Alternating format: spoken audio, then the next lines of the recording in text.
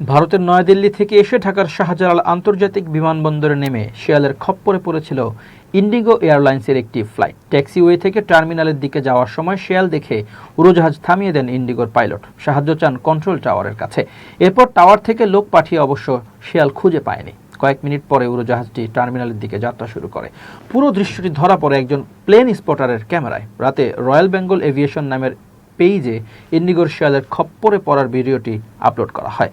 বিমানবন্দরের একজন কর্মকর্তা বিষয়টি নিশ্চিত করে বলেন, ঘটনাটি বুধবারের। সব মিলিয়ে ফ্লাইটটি 1 মিনিটের মতো আটকে ছিল। শাহজালাল আন্তর্জাতিক বিমানবন্দরের নির্বাহী পরিচালক SM রাগিব সামাদ বলেন, শাহজালালে বন্য প্রাণীর বিচরণ আছে, তবে এই বিষয়ে কোনো রিপোর্ট আমার কাছে আসেনি। শাহজালাল আন্তর্জাতিক বিমানবন্দরের কন্ট্রোল টাওয়ারের সঙ্গে ইন্ডিগোর ককপিটের কথোপকথনও ভিডিওতে শোনা যায়। ককপিট থেকে বলা হয়, স্যার, উড়োজাহাজের ডান পাশে 30 ফুট দূরে ঘাসের মধ্যে একটি শিয়াল দেখতে পাচ্ছি। আমরা হোল্ড করছি, সেটাকে সরিয়ে দিলে আমরা ট্যাক্সি করব। তখন টাওয়ার থেকে বলা হয়, এই পরিস্থিতিতে আমরা কাউকে পাঠাচ্ছি, আপনারা অপেক্ষমান থাকুন।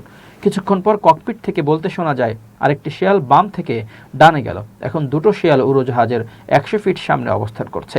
টাওয়ার থেকে বলা হয়, আমরা এর মধ্যেই 2 জন লোককে একটি গাড়ি সহ পাঠিয়েছি, তারা যে কোনো মুহূর্তে সেখানে পৌঁছে যাবে। এর কিছুক্ষণ পরে একটি কালো পিকআপ সেখানে যায়। এরপর টাওয়ার থেকে সাহায্যের উপস্থিতি নিশ্চিত করতে বলা হয়।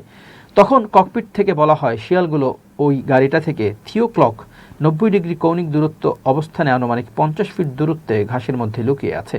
আমার মনে হয় সেখানে একটা গর্ত আছে। এরপর গাড়িতে আসা লোকজন উড়োজাহাজটির সামনে থেকে একটি সবুজ রঙের পলিথিন কুড়িয়ে হাতে নিয়ে সেটি দেখিয়ে ককপিটের দৃষ্টি আকর্ষণ করেন। এ সময় টাওয়ার থেকে বলা হয়, সাহায্যে যাওয়া ব্যক্তিরা বলছেন তারা উড়োজাহাজের ডান পাশে কেবল একটি পলিথিন পেয়েছেন।